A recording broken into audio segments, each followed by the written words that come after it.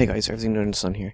This is again news from America, USA, and this is on the economiccollapseblog.com. I thought this was interesting for a few reasons, and I know of a number of people have already done stories on this one.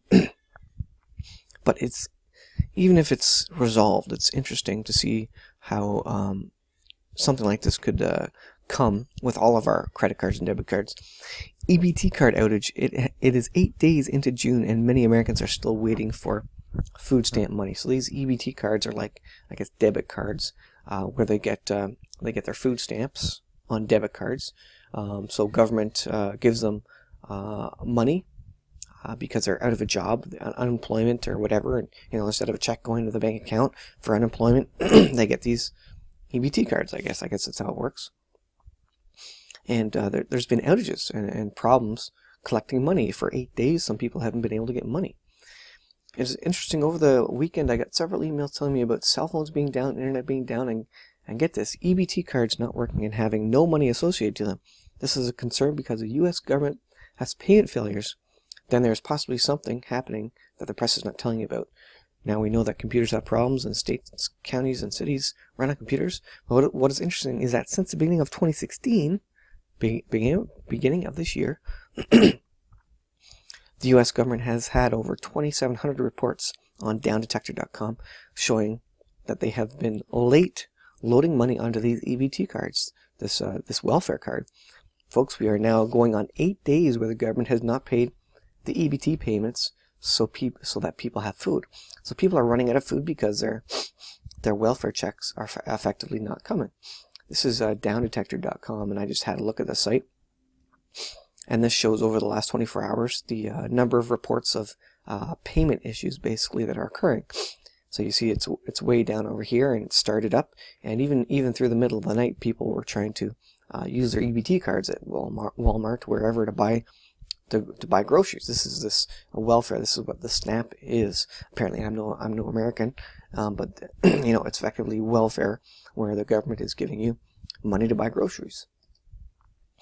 So again, it's interesting that this is occurring, and I think of I'll reload this Economic Collapse blog page here.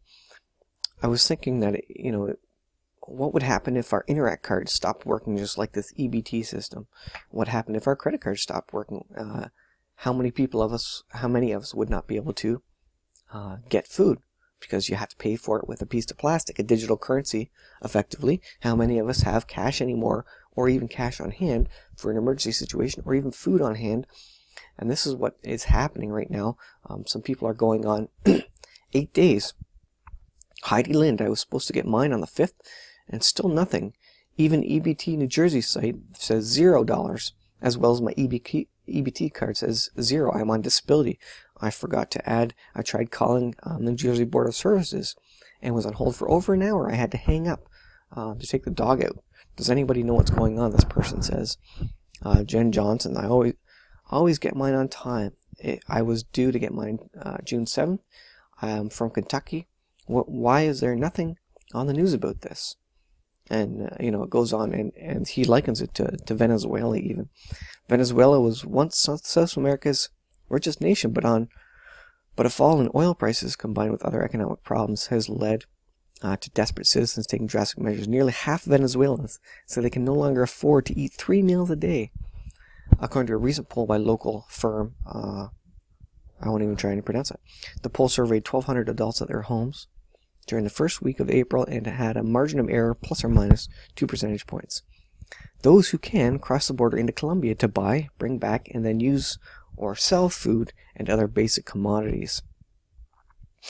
Again, it just makes me think, in a default situation, you wouldn't just have these EBT people having problems. You would have everybody who had an electronic currency, debit card, credit card, who was trying to buy food.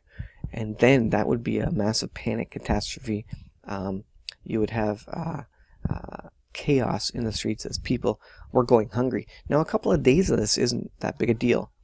But if you go on a week where the whole country was not able to purchase food, there would be people breaking into stores, stealing, mobs overrunning, stealing whatever food they could find, if they can't buy it, they're just going to start stealing it because people are hungry.